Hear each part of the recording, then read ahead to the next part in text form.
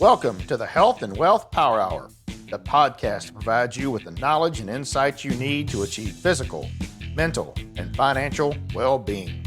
I'm your host, Harlan Pickett, a business consultant who's passionate about helping people achieve a more balanced and healthier life. Each week, we'll deep dive into topics related to health and wealth, including retirement income planning, innovative healthcare solutions, alternative funded health plans, and specific actions individuals and business owners can take to gain control of their finances, have access to affordable quality health care, and achieve peace of mind. We'll also be joined by innovative experts who will share their knowledge and insights on prevalent topics. So, whether you're looking to grow your wealth or improve your health, you've come to the right place. Get ready to be informed, inspired, and empowered. Let's get started. All right, and welcome to another exciting episode of the Health and Wealth Power Hour. I am your host, Harlan Pickett.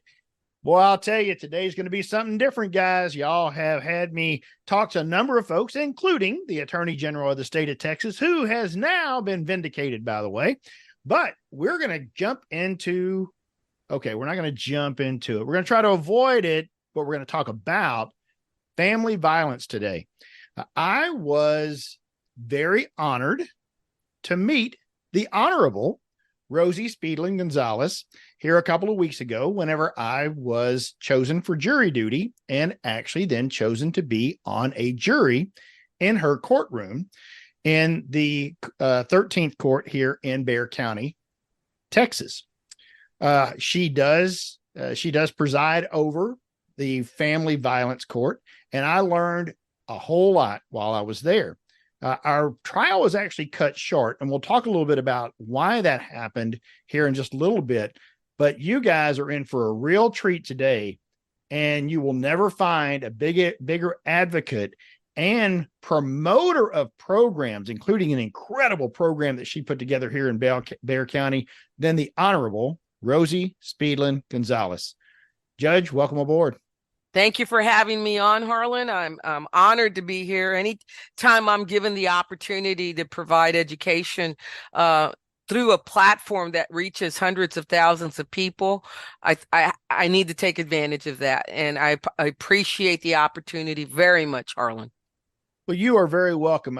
As I had mentioned to you before, I was really just knocked out. I was so impressed with your overall point of view on this and the way that you were so passionate about helping not just the victims, but the folks that had started the problem to begin with, the actual perpetrators in this case, those who were in most cases, as you mentioned before, 90+%. The reason that they're there is because of what happened to them when they were younger, because they are a product of the environment that they were raised in. And you work diligently to break that process. And I think that's just absolutely incredible. Thank you very much, Harlan. And we continue to do that. We've got, and once we start talking about the program, I want you to remember this. We've got 21 graduates of the program now. And because they've done the program that we're going to talk about, we have a 0 recidivism rate. None of them have come back into the criminal justice system. And so let's just start right there real quick. What if someone doesn't go through that? What is the likelihood? Let's say that they serve their time. Okay, let's go with that. They serve their time. They are convicted. It's known that they done it. Whether they got probation, whether they got paroled, whatever, they serve their time. What is the likelihood that they're going to be back in the system for the same crimes then?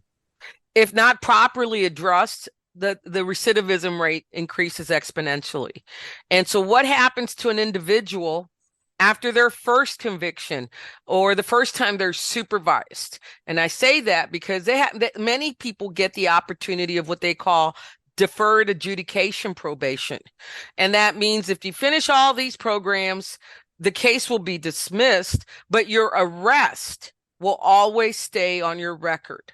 Okay, then you've got straight probation. And if someone pulls up your criminal record, it'll indicate you were convicted for that particular offense.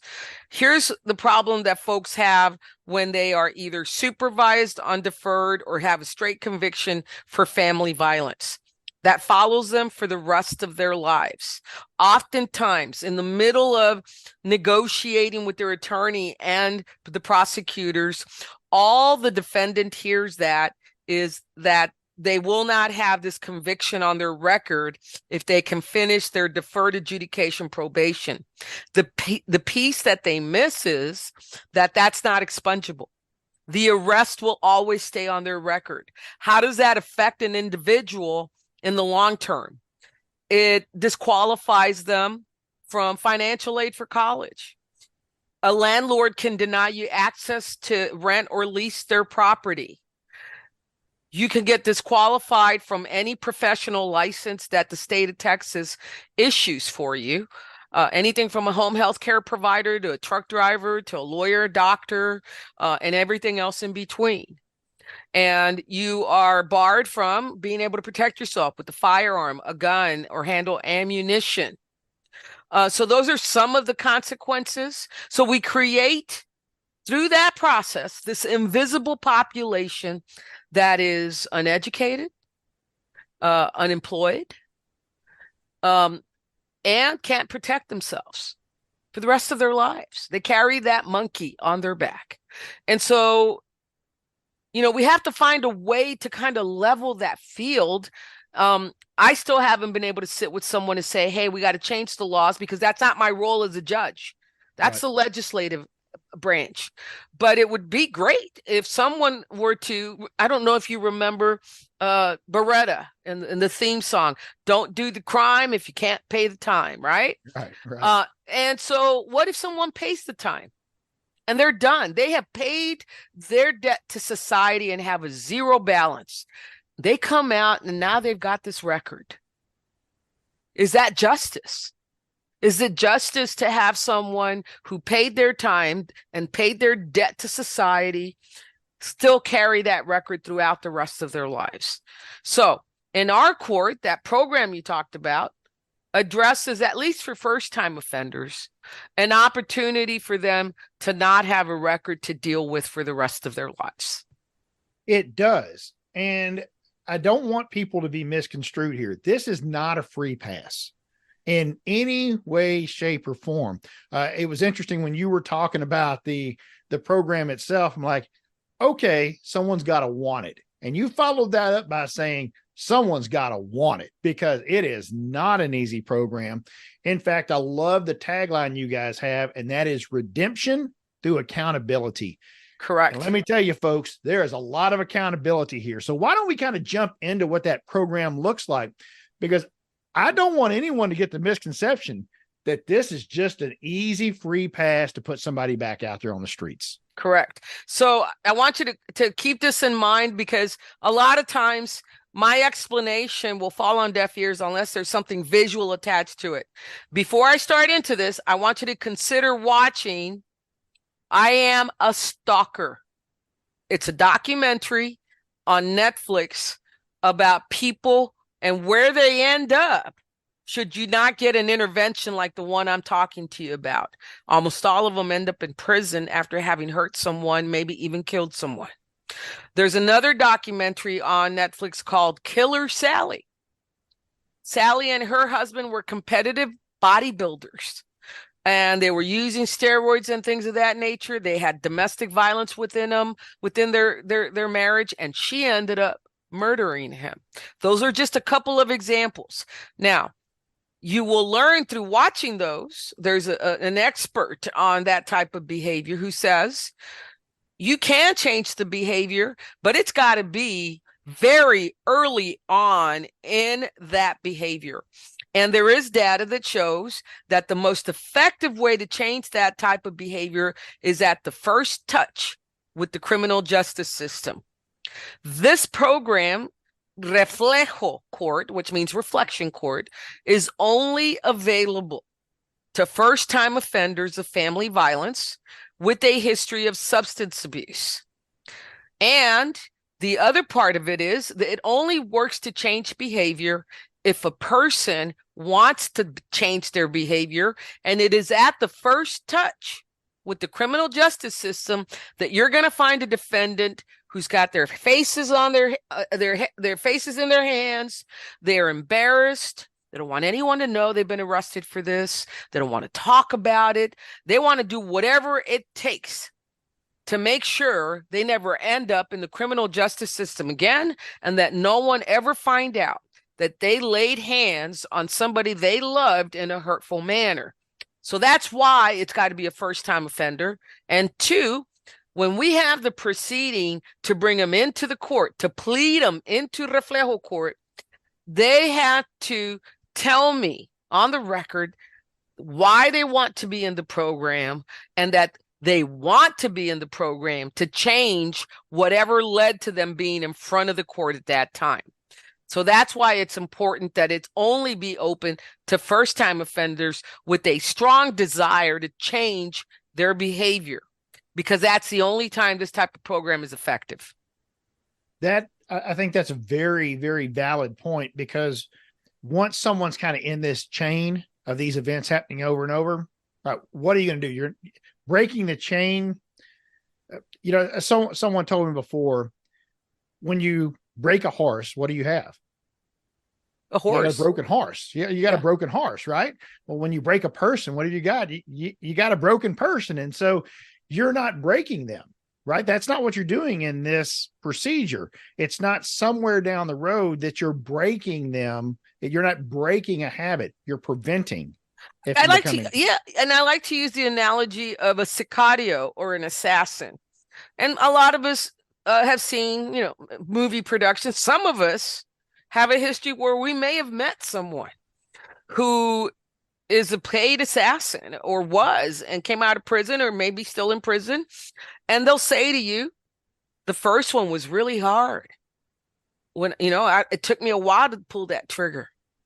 But after the first one, the second, the third, the fourth, they were easy. And domestic violence is a crime of progression. It starts with, and I try to educate, especially parents of teen kids, when the hormones change. If you start to see specific behaviors, like you remember that pretty chain that you gave to that girl, or that girl gave you a ring to wear, and that meant you were going together, right? You were boyfriend, girlfriend. And all of a sudden, one day, your child comes home crying. Why are you crying? Well, Bobby or Susie got mad at me for not wearing what they gave me, and now they don't want to talk to me. That's a red flag, because that's about control. That's about, you're my girlfriend, you're my boyfriend, you're going to do what I tell you to do, and the rest of the world's going to know you're mine. That's a red flag, okay?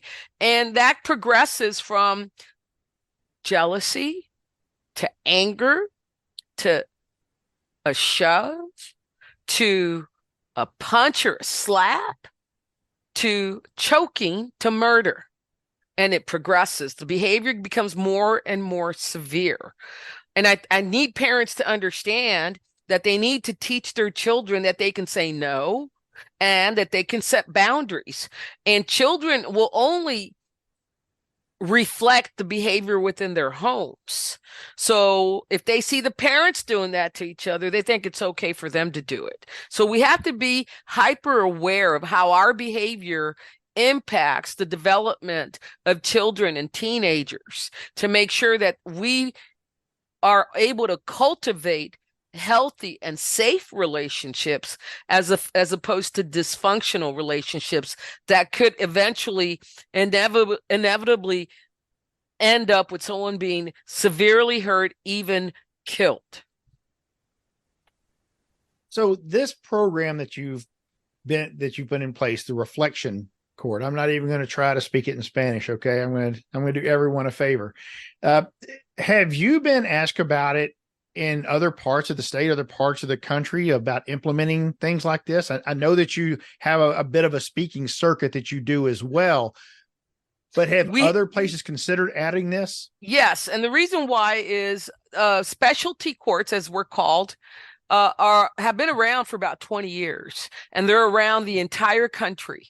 They used our oversight group used to be the National Association of Drug Court Professionals, NADCP. Just last summer, they changed their name to All Rise. Same group.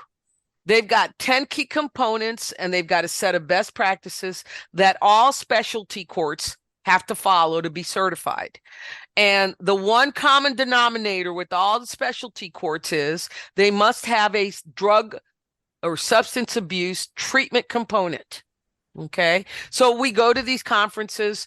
We have the Texas Association of Specialty Courts. We've got the national groups. So when we go to these conferences, we share information about what we're doing.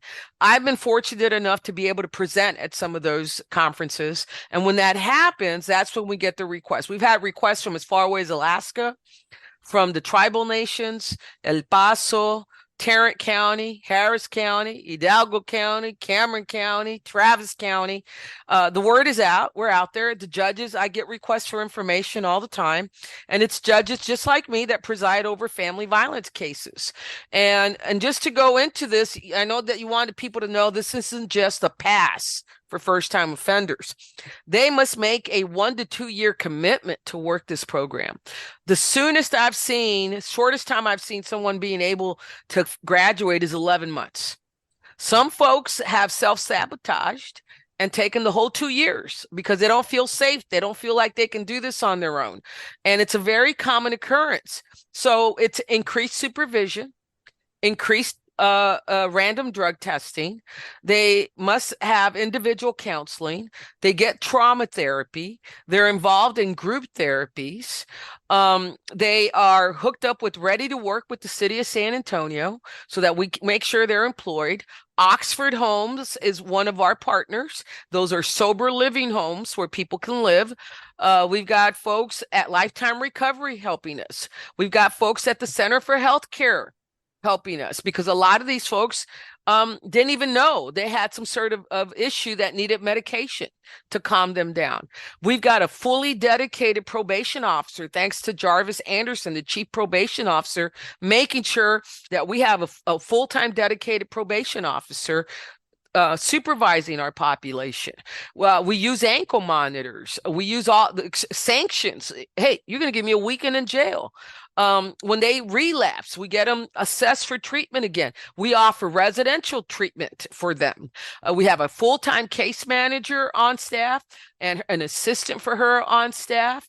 We've got probation giving us that dedicated probation officer. And here's the key to the program. There's a curriculum that we use called Pathways to Healing. That curriculum is taught by one of our local nonprofits, American Indians in Texas. Their offices, beautiful offices, brand new offices, are now located on East Commerce, right past Hackberry, but before you get to the cemetery. And it was developed by a gentleman by the name of Dr. Jerry Teo. Dr. Jerry Teo is from Southern California. Get this, I met him, Harlan, over 30 years ago.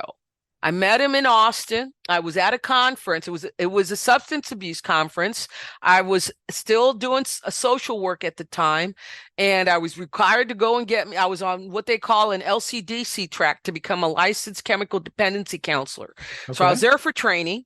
He put on a presentation called El Hombre Noble, the noble man. I'd never seen a presentation of that kind talking about what men had been put through by society and how they were breaking down. And his presentation was on how to build the noble man back up, a man that cares about himself, his family, his children, works to support them, is spiritual, all sorts of these things. And I remember talking to him 30 years ago, and about the second month I was on the bench, I get this big guy named John Vaca walk into my chambers, and he says, I've been told I need to talk to you, Judge. Let me tell you, we have a curriculum called Pathways to Healing. At that time, it was called, I think, Healing 360, something like that, but they changed the name to Pathways to Healing. And he starts to pull out the book, and I said, well, is it science-based? What is it? He goes, yeah, we got this guy out of California, Dr. Jerry Teo. I said, who? I said, Dr. Jerry Teo. I said, I know who that is. He goes, well, he developed this curriculum for violent offenders with a substance abuse problem, and we believe it works, Judge, and we believe you've got the population that we can work with. And that was the beginning of a beautiful relationship.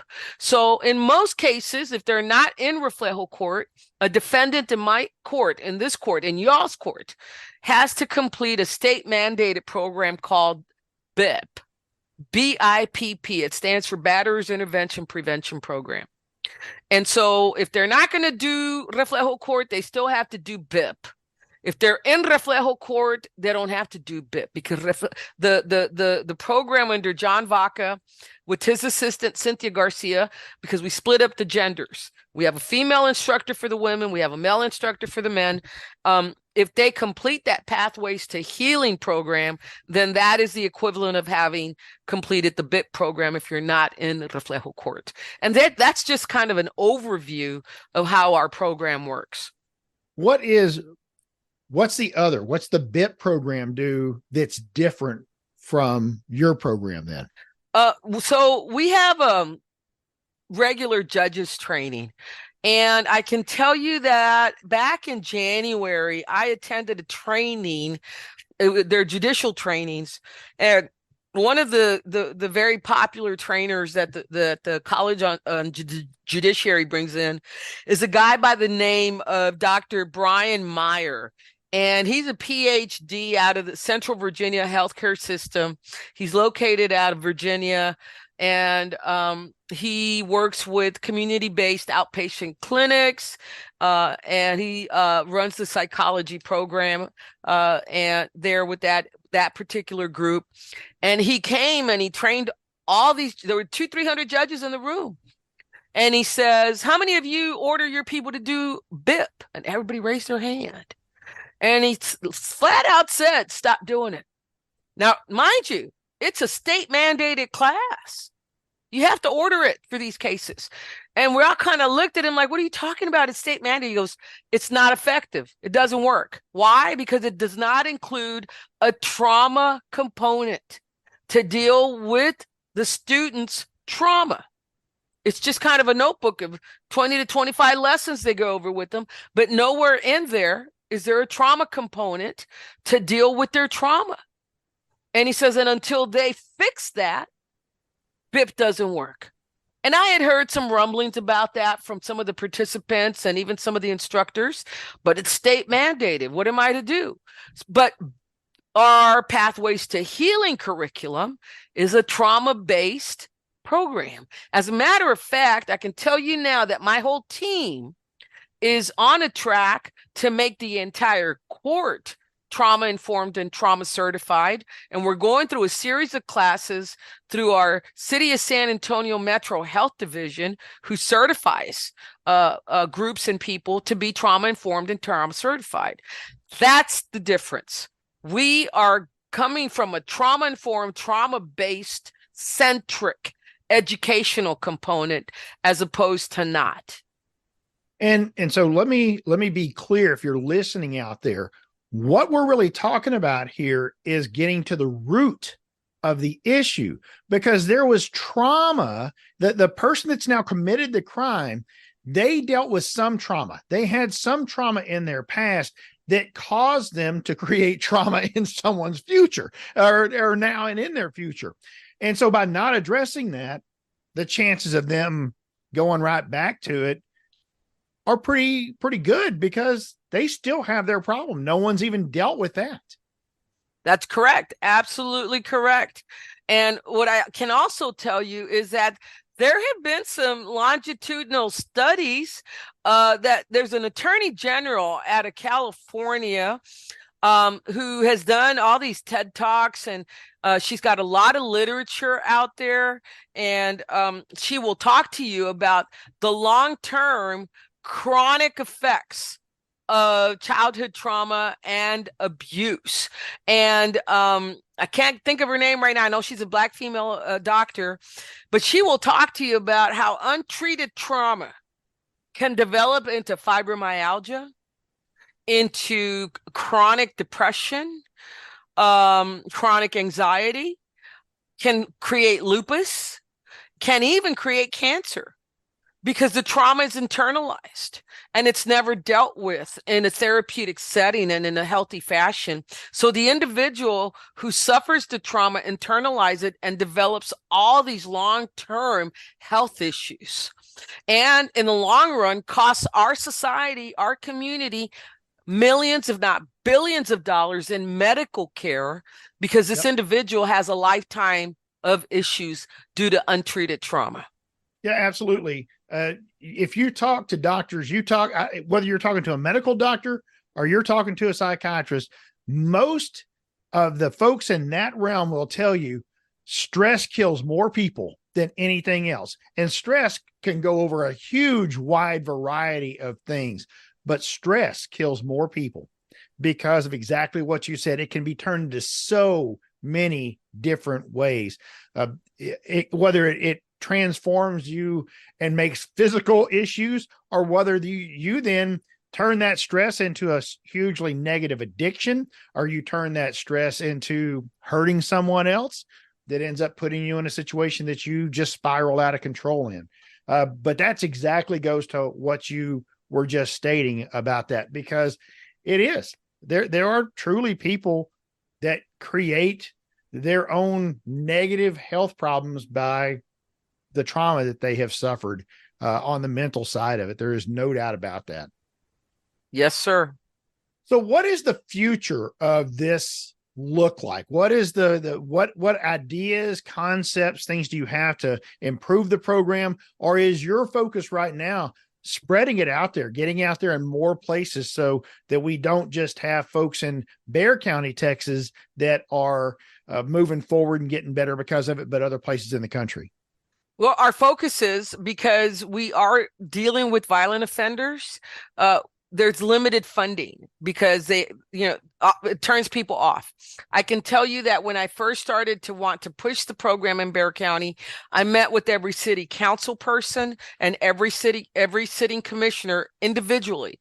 I had one council person who will remain nameless tell me, well, Rosa, my constituents just won't support something like that. Well, guess what? He's in a veteran specialty court now. And what I can tell you is that at the time, the county judge said to me, Rosa, helping a violent offender is political suicide. No one wants to help a violent offender. And my response to both of them was, you know what? I'm elected to do a job. I'm going to do the best job I can do while I'm here. I'm not really concerned about being reelected. I'm more concerned about doing the right thing for the people that put me here. And so it went from that to, okay, you know what? Y'all don't want to establish it. Then we're gonna no to me means find another way. So when I did not get the support needed to set this up, then we drafted a House bill, me with the help of my spouse, House Bill 3529, during the 2019 session, that was sponsored by then State Rep Gutierrez and then by Senator Menendez, and signed into law by Governor Abbott, that established Reflejo Court in Bexar County Court at Law number 13. 4 years later, this last legislative session, it got renewed through House Bill 4333. This time it was sponsored by brand new State Rep Josie Garcia, who got bipartisan support for the bill. That had not happened. And again, sponsored by Senator Menendez, and Governor Abbott signed it into law again. And so this go around, we're going to focus on making sure that the court is recognized through a county resolution to exist, that we can send up to the Office of Court Administration, and, for lack of better words, legitimize us through our local government, as opposed to having to go up to Austin every other legislative session to have to pass a bill to make sure we exist. I want to go back to something you said. That's very cool, by the way. The fact you have to keep going through this is crazy, but well worth it. But I want to go back to what you said, and I think this is one of the craziest statements I've ever heard. Why would we want to help a violent offender? Why wouldn't you want to help a violent offender? Wait a second. Isn't the whole idea is for them not to continue to be a violent offender? So correct. What are we doing? I mean, the numbers show that if you just throw them into the system, they're just going to get progressively worse and worse and worse over time. If you don't catch them early, as you're designed to do, what in the world are we doing? We're not helping anybody. Let's help our fellow man. My gosh. They're not just throwaway people. They made a mistake. That doesn't mean you condemn them forever. Right. And you and I think, have been taught we don't judge a person by the lowest point in their lives. We judge them with what they do with that particular experience. Do they wallow in it and just kind of deteriorate? Or do they get up, dust themselves off, and find ways to improve their lot and be better people? And that's what we want to help people do through our program. Yeah, and that just makes it just makes sense. It's just that's the human thing to do, is to lift up and help each other up. If when the person's down there, sometimes wallowing in their self-pity, they just need that hand. They need someone to lift down there and give them that hope again. And so that's exactly what I see the Reflective Court doing, is they're truly giving them hope. They made a mistake. I don't think anyone that's going through that program doesn't realize that they made a mistake. Mm-hmm. Absolutely. And part of that, redemption through accountability, when they graduate, at the graduation ceremony, we will pick one man and one woman to get up on stage and read their story. They must, and the rest of them, their story is printed in the program, but they must talk about that lowest point in their life. What did they do? And who did they do it to end up in our court? And what has happened since then? What tools has Reflejo Court given you? What has happened in your life since you did this program? And what are your plans for the future? I think that's vitally important, because they've got to see that future, right? There is no future until you see a future. If you can see it, you can be it. Absolutely. What made you go down this pathway? What made you one day say, you know what I want to do? Well, it started back in the 80s, and it necessity is the mother of invention. I was in a graduate program at St. Mary's. It was a master's in public administration. Dr. Henry Flores had given me some scholarship money, and I was going to go down that path. And in the 80s, at a ripe age of 21, being at the bottom and partying with my friends was much more important than sitting in the classroom in graduate school. And I wasn't mature enough to be in graduate school. I ended up dropping out. And at that time, there was a hospital at the corner of St. Cloud and Woodlawn, where the old San Antonio, it was an old orphanage. Okay, but it now was the Southwest Neuropsychiatric Institute for Children. Okay. And it was owned by a man by the name of Dr. Pfeiffer. And it was literally a lockdown, padded room facility for children ages 2 to 18. And I worked on the admissions unit. That was my first touch with the social work fields. I went from there to being a child abuse investigator, to then working with self-proclaimed gang members with Harlandale Independent School District through Communities and Schools. I worked with the indigent and the poor through Catholic Charities. I was a SEEP coordinator, Community Emergency Assistance Program coordinator. I ended up then working as the youngest program director for the Mexican American Unity Council here on the West Side, running a program for first-time offenders, but juveniles, ages 12 to 15, with some history of substance abuse. And we implemented a resiliency type of curriculum with them. If they finished the program, their case was dismissed. Someone in Travis County in their juvenile department heard about me, called me and said, hey, would you be interested in doing some of the work you're doing in San Antonio for us over here at Juvenile Court? Send in your application. And I did, and I got hired over there. And when I got there, I helped them set up their diversion programs. And then I had 3 specialized caseloads: Spanish-speaking offenders, teenage sex offenders, and and felony offenders. And I was there for about 2 or 3 years before I had to go back to Brownsville to help my mom kind of keep an eye on my dad, who was at the beginning of his health issues and some dementia. Went back to Brownsville, taught at my old high school. and I was a long-term substitute who ended up teaching special ed students. And during that time, my mom says to me, have you ever reconsidered law school? Why don't you apply to law school? I did.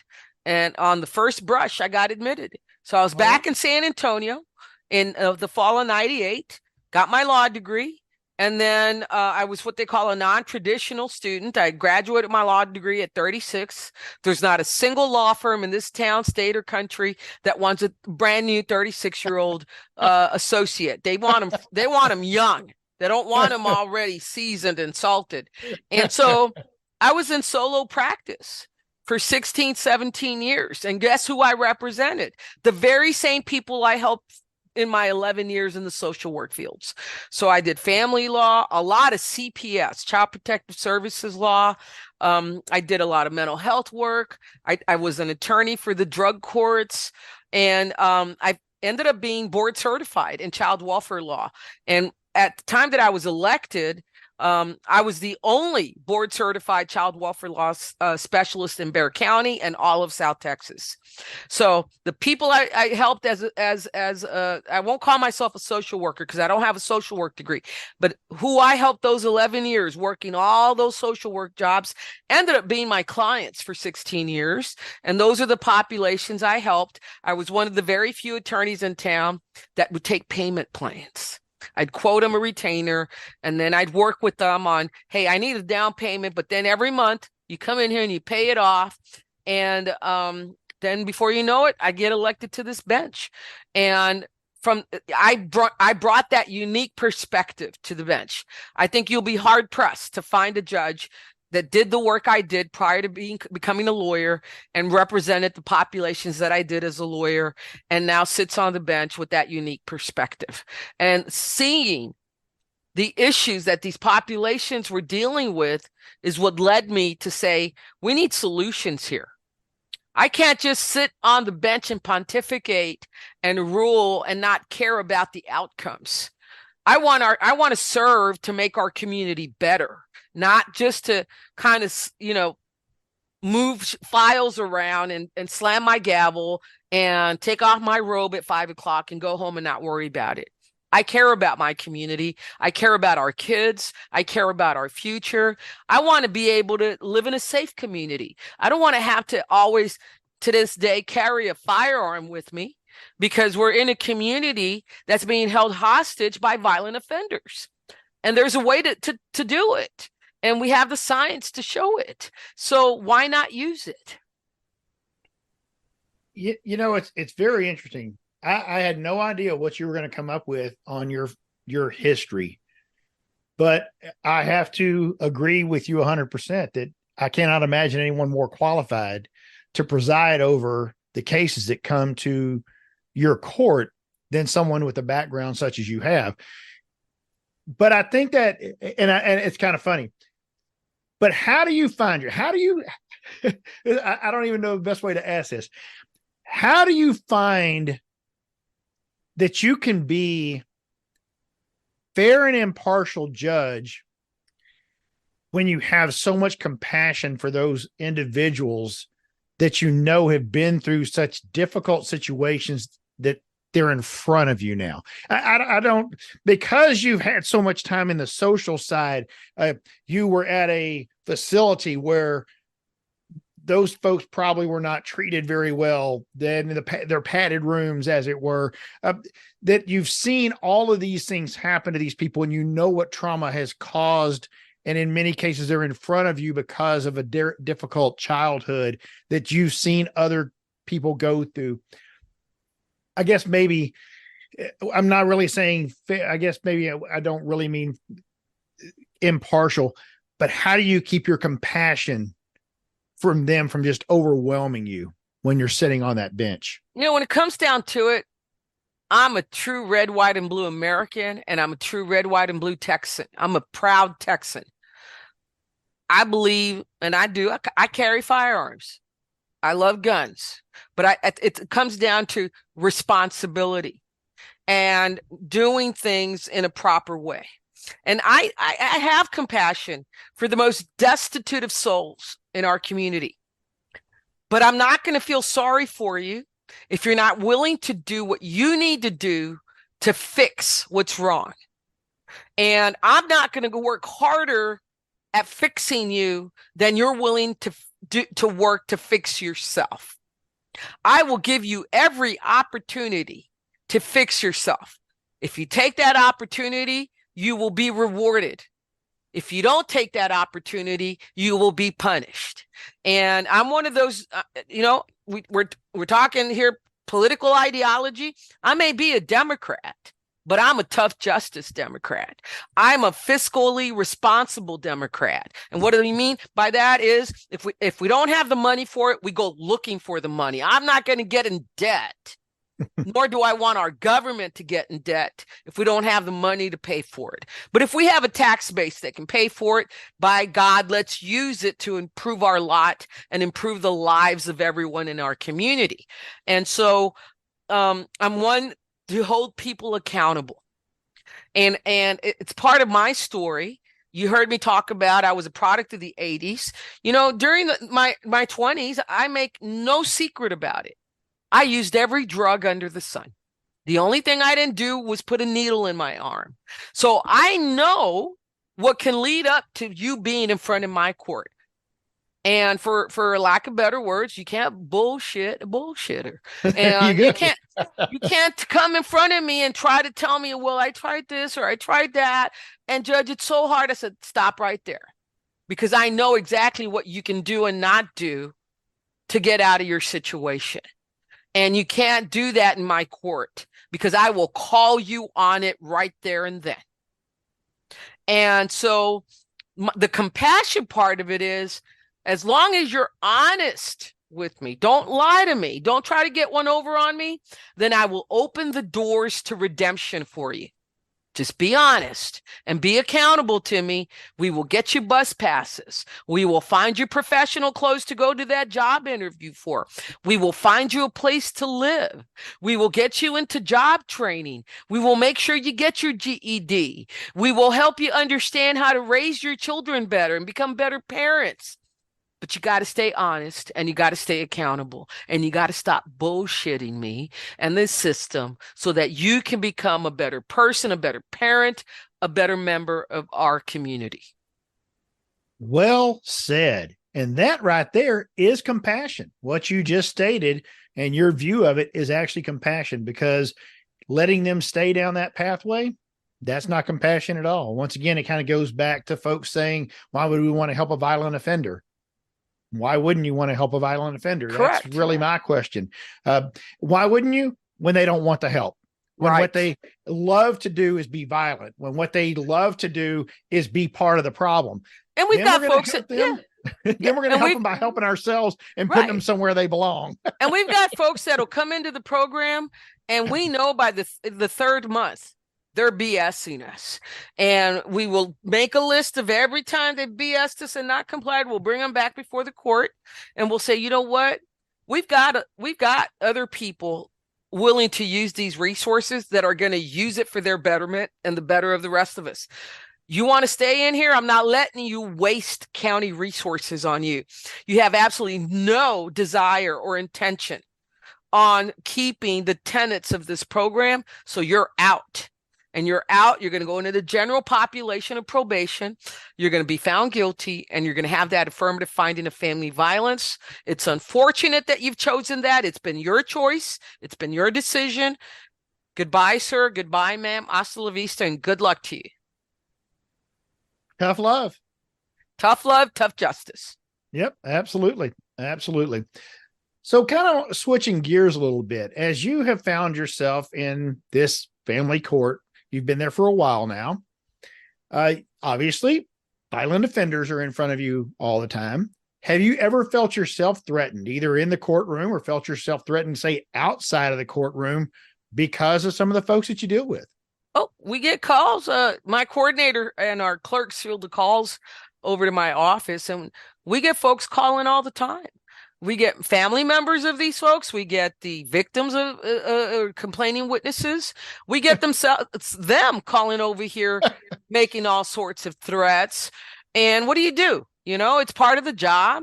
I knew it was a domestic violence court when I ran for it. I knew the population, and the best thing I can do, I'm putting everybody on notice now. If you don't already know, I'm that judge that got popped with the firearm at the airport, and I paid my fine, but it didn't stop me from carrying my firearm. It just makes me double check my bags every time I'm at the airport before I set foot into the airport. But I carry a firearm with me everywhere. It's unfortunate that I have to do that. I've got another firearm at home right next to the bed, and I'm about to buy another one. But I grew up in a family where my dad had firearms all over the house. He was a Mexican federal. So firearms don't scare me. He taught us to be responsible. I have a stepdad that's a retired FBI agent, and he has a ranch out between here and Austin, and we go and discharge our weapons about once or twice a year just to make sure that we know what we're doing. And so I understand the population that we work with. I'm vigilant. I don't let it restrict who I am or where I go, because I have a philosophy that if it's my time to go, it's my time to go. I could get run over by a via bus crossing the street tomorrow. Right. Or, it's so you can be the most safe person in the world, and you might be collateral damage to someone else's buffoonery and end up dead. But does that mean that I stop living life? No, it just means I carry a firearm, and I understand that I could put myself in harm's way by sitting on this bench. But if I don't do it, who's going to do it? No, I applaud that. I think every single day, whether you leave your house or not, you put yourself in harm's way. Right. That's just the nature of things now. But I think one of the things, and you talked about this actually whenever I was in court as well, and when we visited your chambers, and that is that a lot of times some of the craziest things, including, as you mentioned, the threats, come from the people that were actually the victims. Yes. Stop. Don't do that to my fill in the blank. Yeah. Because they didn't mean it. Or right. I get people who are like, San Antonio is party USA, right? There's a fiesta type of event every weekend, if not more. And I'll get strangers, women, sometimes men, out of the blue saying, Judge, so-and-so's in your court. Please fix him. We love him. We need him to come home. And I can tell you that 80% of the people that come in front of me have families that want them back home, but they want them, quote unquote, fixed. Because they may have PTSD from being a vet. They may have PTSD from having been raped as a young person. They may have PTSD from having watched something very violent happen to somebody in front of them. We don't know, right? And so this trauma manifests in lashing out and in violence against people they love. And so it's important for me to educate them. And I say, well, call their lawyer and see if they qualify for a special program. And if they do, we'll work with them. But we have to stop the conversation because there is that person in my court. All I can tell you is call their lawyer and ask their lawyer to do what they can in our court to help them. And so that brings up, you just said, hey, have them call their lawyer and see if they are eligible for a special court. While your court is rocking and awesome, and the Reflection Court, it is not the only specialty court. We had a little bit of a conversation about this. So tell us, for folks who may not know out there, and they're available in a number. I think you told me San Antonio has the most, but there are a number of specialty courts in other Texas cities, and I'm sure in other states as well. So talk a little bit about those. So I just recently learned, after I talked to you, we are tied with Harris County and I believe it's Tarrant County. We all have 15. Specialty courts in our jurisdictions. I'm going to try and rattle them off. I may forget some. We have a couple of them with the Child Protective Services docket for early born babies born exposed to drugs. And we also have in CPS a court for kids that were removed because of domestic violence and substance abuse in the home. We have specialty courts within the juvenile court system for kids that are involved with drugs. We have a Esperanza court, Hope Court, for women, sometimes men, arrested for sex crimes who have a substance abuse disorder. We have veterans courts at the misdemeanor and the felony level. We have an adult drug court for misdemeanor drug offenses. We have a felony drug court for felony level drug offenses. We have one or two DWI courts on the misdemeanor level, and we have one at the felony level that gets us to 11. So, I mean, we have 15. I just can't name them all off the top of my head, but that's some of them. And most of the other jurisdictions that I named, Harris County and Tarrant County, are pretty similar to the courts that we have. And I think it's important that we bring those out because there are certain qualifications, like you mentioned, and it can change the entire trajectory of that individual. And so it's vitally important, if you're a family member of someone that finds themselves in a difficult situation like this, that you find out if there's something that can help them. Right. Once again, we don't want someone lost into the system that just progressively gets worse.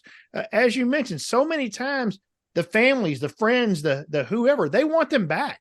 They just want them fixed. Right. And that is what most of these courts are doing, is they're fixing the problem, not just throwing them back out there. Right. I think what's really hard for some folks to understand and to swallow is that in order to access these programs, they have to be a defendant in a case, in a criminal case. And oftentimes, and I don't blame them at all, we have just lay people in the community coming up to me and the other judges that are running these courts and saying, how does my son or daughter, how can they access the very services that they're accessing, the defendants are accessing?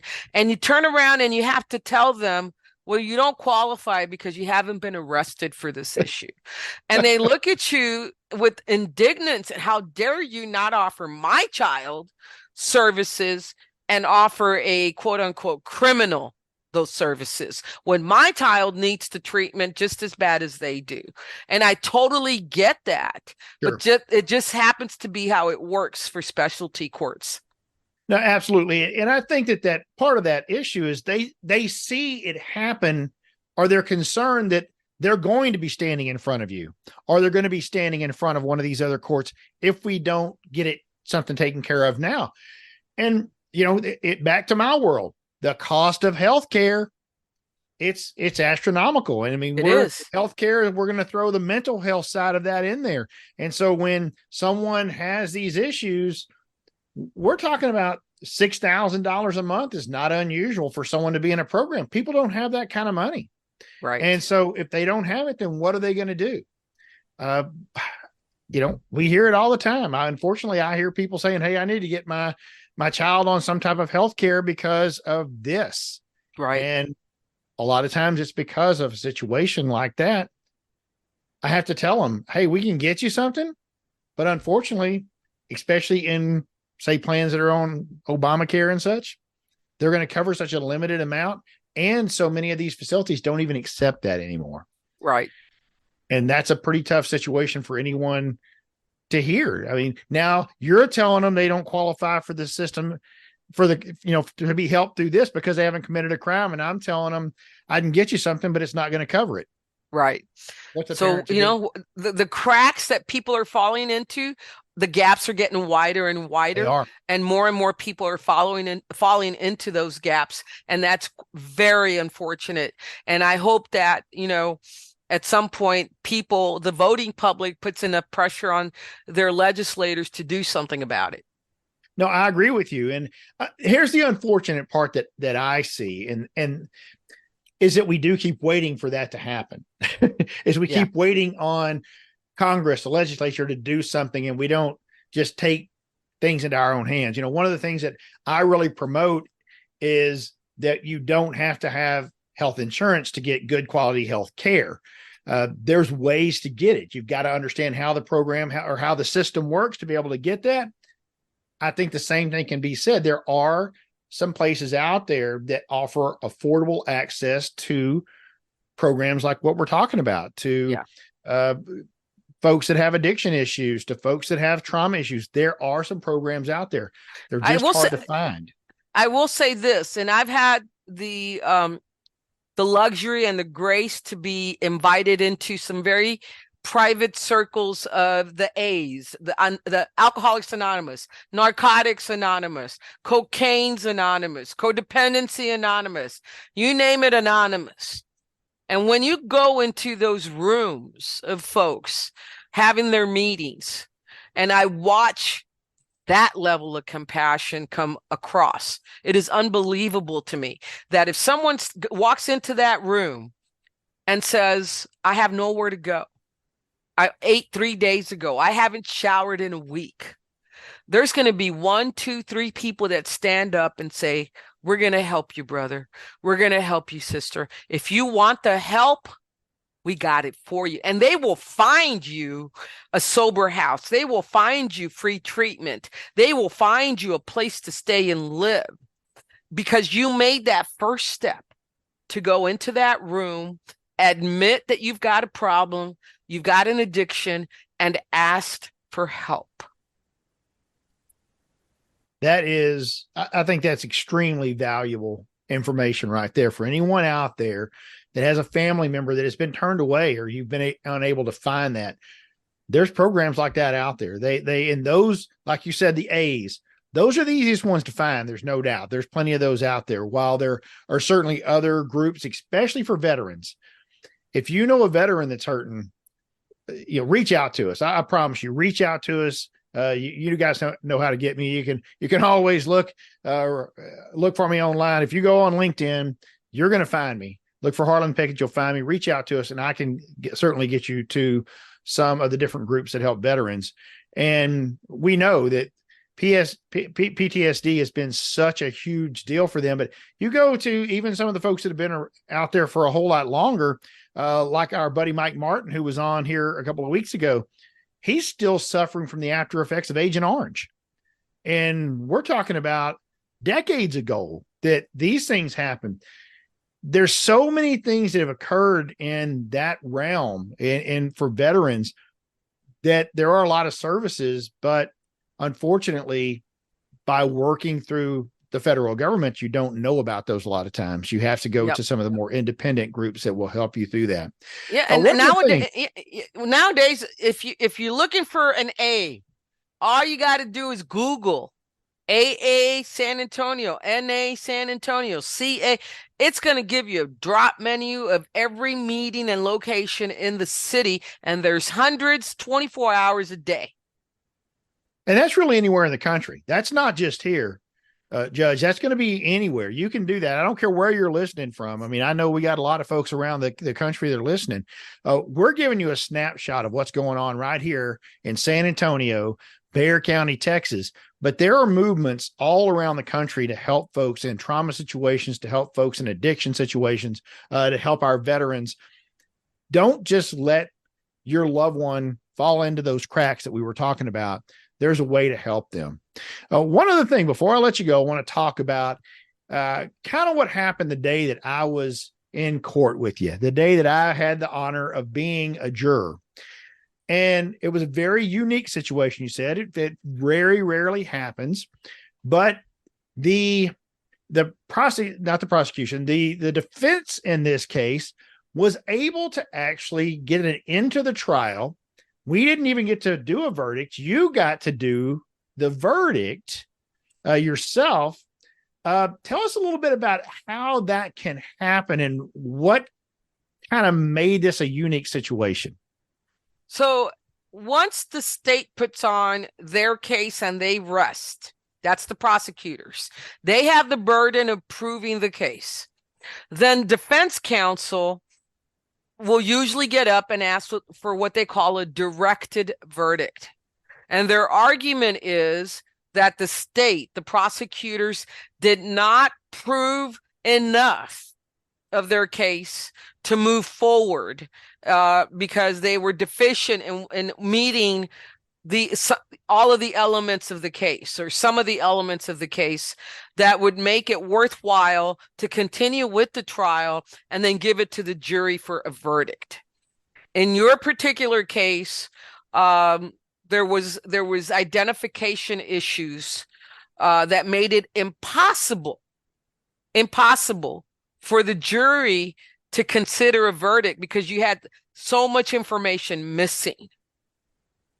And so because there was so much information missing in the state's presentation, I had no choice but to grant the defense attorney's motion for directed verdict, and that was the end of the trial.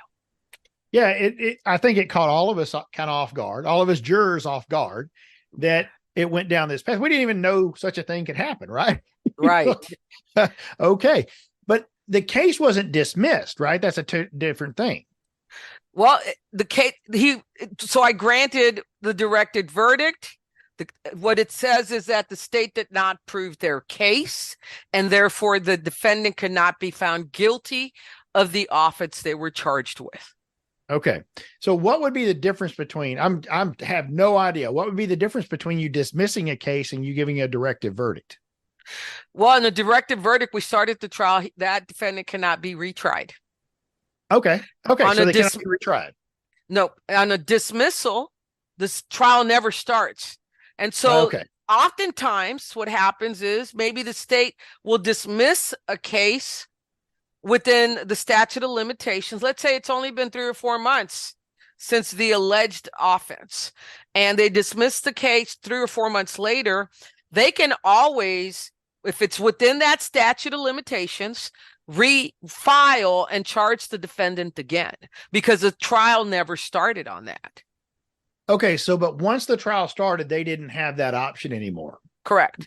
Okay. So they could not have, once things started kind of falling apart for them, as it did, they could not have said, you know what, let's just call this we want a do-over later. Let's, well, we can call it quits, but you don't get a do-over because we started the trial, and that's what we call double jeopardy. Yep. Right. And of course they had gone through the entire process of choosing the jury. We all went through it. I mean, there was a lot of us too. I mean, there were 60, and I think they interviewed pretty much everybody, which I thought was kind of interesting whenever there was only 6 of us, 7 counting the alternate that went through it. Pretty thorough. I also it's my understanding that not every court does that for the cases the way you do that. Is that correct? No, criminal courts have that ability to do that if a defense attorney requests it. In most cases, so the threshold is if there is a scintilla of evidence that can make it go forward, you must go forward. So a directed verdict, if granted, means there wasn't even a scintilla of evidence to lay your head on to make it go forward. No, agreed. But in our process, whenever we were going through being chose as jurors, we went through kind of an individual. We each walked in and got some different questions from you and then from them. Is that commonplace? Because I've never been through that before. I was very taken aback. So that's the jury selection part of it, right? That's before the evidentiary part of it. Right. I'm talking about, right. I kind of jumped things on you there. Sorry about that. That's okay. So having been a trial attorney myself for 16 years, I know personally that you can win or lose a trial before it even starts based on who you select as jurors. Sure. And Makes so sense. I give as much latitude, as much time, I won't go more than a day, to the attorneys to give them as much opportunities to select who they believe to be the best jurors for this case. That's why in our court, each side gets 1 hour in the morning, general voir dire, addressing all of you at once to tell you and question you all in general. And they make their notes on, okay, I don't think we like that one or that one and this one and that one. But then there's issues, especially in the domestic violence court, that you may not want to talk to. Absolutely. Or may not want to talk about in front of 60 people. And so that's when we bring you in one at a time. to tell us things that you may not want to have other people know about you. And that's also when we see a lot of folks come in one at a time. And when they were holding strong in the morning in the big group, all of a sudden they have meltdowns in front of us. They're shaking, they're crying, because as you know, I ask you, one of the first questions I ask you, Yep. are you an adult survivor of childhood trauma or abuse? And the tears start to roll, the hands start to shake, and they admit it. Judge, Right. I was a child, or I am a survivor. And so one of the things that I definitely don't want to do to jurors, potential jurors, is to trigger them or to re-traumatize them. Imagine if that person does get selected to be a juror, and while they're listening to the evidence, they have a breakdown. Well, there's what you need for a mistrial, and we have to start all over again. Yeah, no, absolutely. And I had a feeling as we went through that because of the delicate nature of what could be presented, which once again, we don't know what's going to be presented, but we do know that in that type of court, there is no telling what could come out. That's correct. That could happen. So I want to let you know, I did appreciate the opportunity, and I'm pretty sure the other folks that I talked to did as well, including some of those that were not selected. I have no idea what they said behind closed doors, but maybe that was something they were able to present out there as well. And so they did not want to be potentially facing that type of trauma. Exactly. And we are hypersensitive to that because Bexar County has the highest number of domestic violence cases filed in the whole state. And I think I explained to y'all in chambers, the courthouse sits very close to the zip code that has from year to year been identified as the most dangerous place for women to live in the state, because it has the highest number of intimate partner violence homicides in the whole state of Texas. So it is a big problem in San Antonio. It'll continue to grow unless we start to attack the root of the problem, and that's the offender behavior. That is the manifestation of their own trauma. Absolutely. Well, I'll tell you what, Judge, I really, really appreciate you taking time to be with us today. I am a big fan. I can tell you right now, I was a big fan of the process that you put us through, of the fact that you took the time, not just to, tell us thank you for your service, but to truly bring us into chambers, explain to all of us what had happened, of what, and still grateful for that we were there, that we had taken times out of our lives to be there. But here's what happened, and here's why it was still important that we were there. So thank you so much for what you're doing. Thank you for the kind of the movement that you've started here in Bexar County to really help these folks and give them another shot. And Mr. Pickett, if you ever want to come back and just sit down and watch, our doors are open. And if you ever want to bring people over to observe, you're more than welcome to do it. Hey, I sure appreciate that, Judge. You take care. Continue on your blessed journey. I wish you all the best. Thank you so much. Have a great afternoon. And if I don't see you soon, have a great holiday season. God bless. All right. Thank you. Bye-bye. Bye. Wow. That was awesome. What a great, great individual Judge Speedlin Gonzalez is. I am so impressed with the way she has moved forward with this program, the way she has put together something that really provides redemption through accountability, exactly the way the Reflejo Court uses it as its motto.